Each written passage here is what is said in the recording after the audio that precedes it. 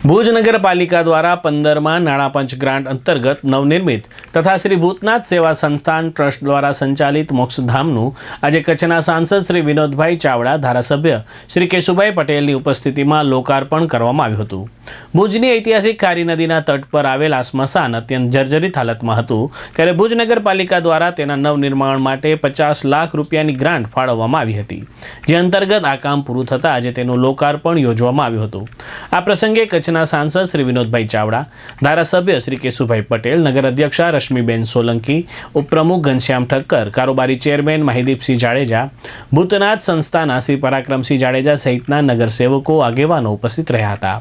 સાંસદ શ્રી વિનોદભાઈ ચાવડા અને ભુજ નગરપાલિકાના કારોબારી ચેરમેન માહિદીપસિંહ જાડેજાએ ચંચળ ન્યૂઝ સાથે વાત કરી હતી। ભુજની અંદર ભૂતનાથ મહાદેવ પાસે આજે જે સ્મશાન ગૃહ આવેલ છે, નગરપાલિકા દ્વારા તૈયાર કરવામાં આવેલ 50 લાખ રૂપિયાથી વધારે ખર્ચે આજે સ્મશાન ગૃહનું આજે અહીંયા ખુલ્લું મૂકવામાં આવ્યું છે।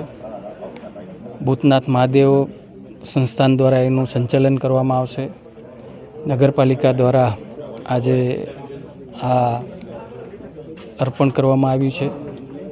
ધારાસભ્ય શ્રી આદરણીય શ્રી કેશુભાઈ પટેલ, નગરપતિ બેન શ્રી રશ્મિબેન, સંસ્થાના વડા ભાઈ શ્રી પરાક્રમસિંહજી જાડેજા અને સૌ લોકો ઉપસ્થિત રહ્યા હતા। સાર્વજનિક સ્મશાન ગૃહ અહીંયા જે પ્રકારે એક વ્યવસ્થા ઊભી કરવામાં આવી છે અને સંસ્થા એનું સરસ મજાનું સંચાલન પણ કરે છે।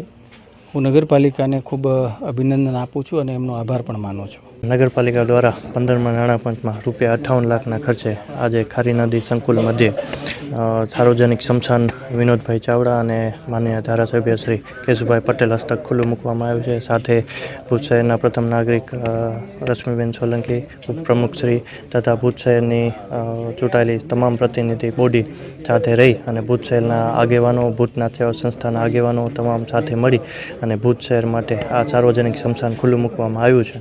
કોઈ આપણે મોટો પ્રોગ્રામ કે એવી રીતના બેઠક વ્યવસ્થા કે સાઉન્ડ કે એવું કાંઈ કરેલું નથી।